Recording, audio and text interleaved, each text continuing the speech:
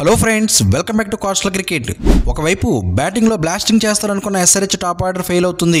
మరోవైపు బౌలింగ్లో కొంచెం మెరుగుపడుతుంది. ట్రావిస్ హెడ్ స్టార్స్కు బౌలర్లు కొత్తగా ప్లాన్స్ వేస్తుంటే మరోవైపు ఇషాన్ కిషన్ స్వింగ్ బంతుల దగ్గర నిలబడలేని పరిస్థితి ఏర్పడింది.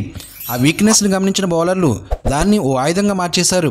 ఇక రోహిత్ శర్మ వరుస ఫెయిల్యూర్తో టెన్షన్ పెరగగా పోలాండ్ మాత్రం ఇదే అసలైన రోహిత్ స్టార్ట్ అంటూ డిపెండ్ చేస్తున్నాడు. ఐపీఎల్ 2025లో టాప్ స్టార్స్ ఫెయిల్యూర్స్ వెనుకున్న రహస్యాలు తెలుసుకోవాలంటే ఈ వీడియోని ఎండ్ వరకు చూడండి. సన్ రైజర్స్ హైదరాబాద్ ఈ సీజన్కు ముందు ఒక సూపర్ బ్యాటింగ్ లైనప్ను సిద్ధం చేసుకుంది. ఐపీఎల్ వేలంలో ఇషాన్ కిషన్ కొనుగోలు చేయడం వాళ్ళ బ్యాటింగ్ను ఇంకా బలోపేతం చేసింది. ముగ్గురు ఎడమ చేతి బ్యాట్స్మెన్లు టాప్ ఆర్డర్లో ఉండడంతో ఎస్ఆర్హెచ్ విజృంభించేలా కనిపించింది.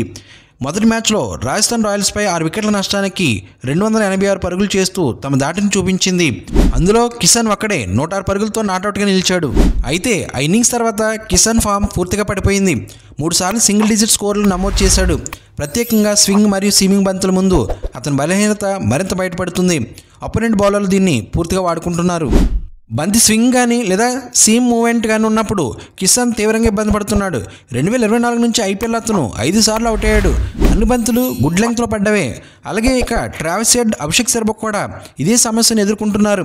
2024 ఫైనల్లో కేకేఆర్ బౌలర్లు ఈ ఇద్దరిని స్వింగ్ బంతులతో అవుట్ చేశారు.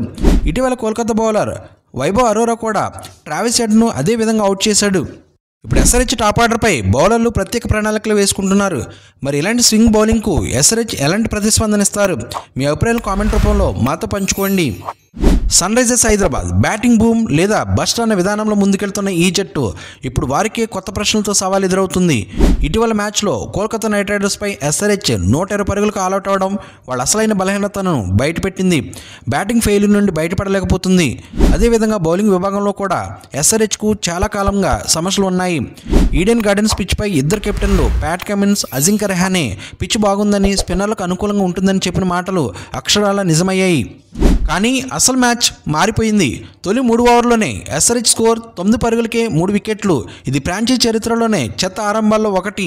తొలి మ్యాచ్లో 286 పరుగులు చేసిన జట్టు ఇప్పుడు 120 పరుగులకు ఆల్అవుట్ కావడం, 3 వరుస పరాజయాలతో పాయింట్ టేబుల్లో చివరి స్థానంలోకి జారిపోవడం, ఇవన్నీ ఒక్క రోజులోనే జరిగిపోయాయి. ఇప్పుడు అసలు సమస్య బౌలింగ్లోనే ఉంది. ఎస్ఆర్హెచ్ బౌలర్లు డెత్ ఓవర్లో పూర్తిగా విఫలమవుతున్నారు. కేవలం చివరి 5 ఓవర్లోనే 78 పరుగులు ఇచ్చారు. దాంతో కేకేఆర్ స్కోర్ దాదాపు 200 దాటిపోయింది. బ్యాటింగ్ ఫెయిల్ అయినా బౌలర్లు కంట్రోల్ చేస్తే గేమ్ మార్చవచ్చు కదా, కానీ అది జరగలేదు. వికెట్లు తీయలేకపోవడం, అంచనాలు తప్పడం, డెత్ ఓవర్లో ఎక్కువగా ఫుల్ లెంగ్త్ బంతులు వేయడం, బౌలింగ్ వేరియేషన్స్ను అంచనాలకు అందడం లేదని SRH bowling coach James Franklin ఒప్పుకున్నారు. ఐపీఎల్ 2025లో ఎస్ఆర్హెచ్ బౌలింగ్ ఫ్యాక్ట్స్ ఇవే. 4 మ్యాచ్ల్లో కేవలం 19 వికెట్లు మాత్రమే తీశారు. ఐపీఎల్లో అత్యంత చెత్త economy rate 10.83, bowling average 41.15.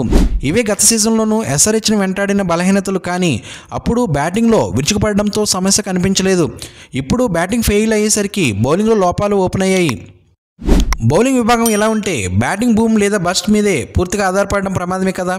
James Franklin మాత్రం ఇంకా పాజిటివ్గానే ఉన్నారు. ఇప్పుడు ఐపీఎల్ స్టార్ట్ అయింది, మాకు ఇంకా చాలా అవకాశాలు ఉన్నాయి, మాకు మళ్ళీ తేరుకునే సత్తా ఉంది అని అన్నారు. కానీ తప్పుల నుంచి నేర్చుకుని బౌలింగ్ను బలంగా మార్చుకోకపోతే బ్యాటింగ్ ఒక్కసారి ఫెయిల్ అయితే మ్యాచ్ మునిగిపోవడమే. ఐపీఎల్ 2025 స్టార్ట్ అయినప్పుడు అందరూ భావించినది ఒకటే, ఈసారి 300 పరుగులు తరచూ చూస్తామేమో. అలాగే మొదటి వారం ఎస్ఆర్హెచ్ 286 పరుగులు చేశాక అందరూ అంతే అనుకున్నారు. కానీ ఇప్పుడు ఏం జరిగిందో తెలుసా? ఎస్ఆర్హెచ్ స్కోర్లు వరుసగా 286, 190, 163, 120.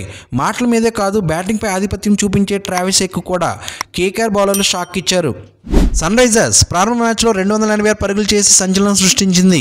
కానీ తర్వాత మ్యాచ్లో బ్యాటింగ్ పీక్లో పడిపోయింది. ఇప్పుడు 300 పరుగులకు దూరంగా ఉండడమే కాకుండా 200 పరుగులు కూడా తాకడం లేదంటే ఆలోచించాల్సిందే కదా. ఈడెన్ గార్డెన్స్లో ఎస్ఆర్హెచ్పై 80 పరుగుల తేడాతో గెలిచిన కేకేఆర్ ఒకే ఒక్క స్ట్రాటజీ ఫాలో అయింది. అదే పుల్లర్ లెంగ్త్ బౌలింగ్. ఇదే వారి గేమ్ చేంజర్గా మారింది. ఎస్ఆర్హెచ్ టాప్ ఆర్డర్ బ్యాట్స్మెన్ ఎక్కువగా ఫ్రంట్ పుట్పై దాడికి వచ్చి అవుట్ అయ్యారు. కేకేఆర్ బౌలర్లు ఒక టచ్ పుల్లర్ బాల్స్ వేశారేమో, అదే స్వింగ్గా అవకాశం ఇచ్చింది. ట్రావిస్ హెడ్ ఏమో వైభవ్ అరోరా బౌలింగ్లో వేసిన పుల్లర్ లెంగ్త్ బాల్కి అవుట్ అయ్యాడు. అభిషేక్ శర్మ, హర్షిత్ రాణా వేసిన స్లోవర్ బాల్కి పెవిలియన్ చేరాడు.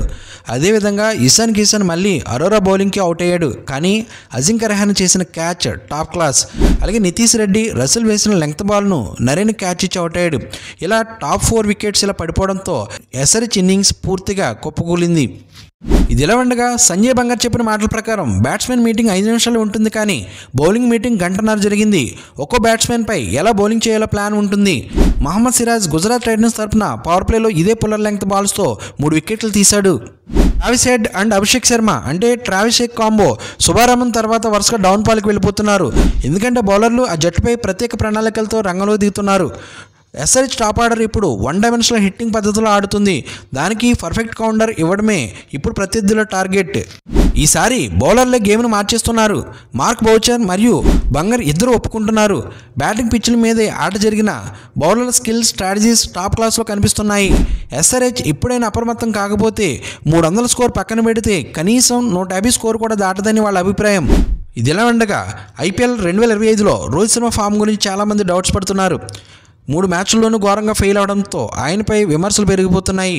అయితే Mumbai Indians batting coach Pollard మాత్రం ఇప్పుడే తీర్పు చెప్పొద్దు, రోహిత్కు రాబోయే మ్యాచ్లో రెచ్చిపోయే సత్తా ఉంది అంటూ గట్టిగా స్టేట్మెంట్ ఇచ్చాడు. రోహిత్ బ్యాటింగ్ ఫెయిల్యూర్ ఈ విధంగా ఉంది. సిఎస్కేతో జరిగిన మ్యాచ్లో 0 పరుగులకు అవుట్ అయిన రోహిత్ శర్మ గుజరాత్ టైటన్ మ్యాచ్లో 8 పరుగులు చేశాడు. అదేవిధంగా కేకేఆర్ మ్యాచ్తో 11 పరుగులు సాధించాడు. ఈ 3 మ్యాచ్ల్లో రోహిత్ స్కోర్లు చాలా నిరాశపరిచాయి. మహమ్మద్ సిరాజ్ బౌలింగ్ అవుట్ కావడం ఒకవైపు అయితే, ఖలీల్ అహ్మద్, ఆండ్రూ రసెల్ వేసిన బంతులపై సింపుల్ క్యాచ్లుగా అవుట్ అవడం మరోవైపు. అవుట్ స్వింగ్ బంతులపై రోహిత్ ఇబ్బందులు పడుతున్నాడు. T20 వరల్డ్ కప్ గెలిపించిన కెప్టెన్కు ఇలా వరుసగా తక్కువ స్కోర్లు రావడం అభిమానులను ఆందోళనకు గురిచేస్తుంది. అయితే ఈ విషయంపై స్పందించిన పోలార్డ్, రోహిత్ తక్కువ స్కోర్ చేయడం నార్మల్, ప్రతి క్రికెటర్ జీవితంలో అలా జరుగుతుంది, కానీ అతను తన స్థానాన్ని సంపాదించుకున్నాడు. ఇప్పుడు ఒత్తిడికి లోనవ్వకుండా తన ఆటను ఎంజాయ్ చేయాలని చెప్పాడు పోలార్డ్. మేమిద్దరం అండర్-19 నుంచి కలిసి ఆడుతున్నాం. అన్ని ఫార్మాట్లో అన్ని పరిస్థితుల్లోనూ రోహిత్ తన స్థానాన్ని సంపాదించుకున్నాడు. అతను ఒక లెజెండ్ అని పోలార్డ్ చెప్పాడు. రోహిత్ రిటైర్మెంట్ తర్వాత T20 క్రికెట్ చాలా వేగంగా మారిపోయింది. పవర్ హిట్టింగ్పై ఎక్కువ ఫోకస్ ఉండడం, యువ ఆటగాళ్ల రాకతో సీనియర్ల స్థానాలకు చర్చకు దారితీస్తున్నాయి. కానీ పోలార్డ్ చెబుతున్నది వేరే కోణం నుంచి. ప్రతి సూపర్ స్టార్ మొదట్లో యువతే, కొత్త వాళ్ళు రాబోవడం అనేది సహజం. కానీ సీనియర్లు వారికున్న అనుభవం చాలా విలువైనది. అందుకే సీనియర్లు యువతల మధ్య సరైన బ్యాలెన్స్ అవసరమని అన్నాడు. ఈ సీజన్లో ముంబై కోసం విఘ్నేష్, అశ్విన్ కుమార్, సత్యనారాయణ రాజు లాంటి యువ ఆటగాళ్లు మంచి ప్రదర్శన చూపుతున్నారు. మా ఫ్రాంచైజీకి మంచి స్కౌటింగ్ మెకానిజం ఉంది. ప్రతి ఏడాది మేము కొత్త టాలెంట్ను బయటికి తీసుకొస్తున్నామని పోలార్డ్ గర్వంగా చెప్తున్నాడు. ఐపీఎల్ అంటే ఒక్కోసారి 2వ అవకాశం ఇవ్వాల్సిందే. రోహిత్ శర్మ పట్ల నమ్మకాన్ని పోలార్డ్ చూపించిన తీరు అభినందనీయం.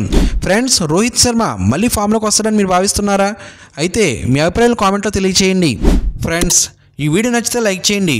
మరిన్ని ఇంట్రెస్టింగ్ వీడియోస్ కోసం మన ఛానల్ని సబ్స్క్రైబ్ చేసుకుని బెల్ ఐకాన్ యాక్టివేట్ చేసుకుంటే నేను పోస్ట్ చేసే నెక్స్ట్ వీడియో మీకు నోటిఫికేషన్ వస్తుంది. Thank you for watching. జై హింద్.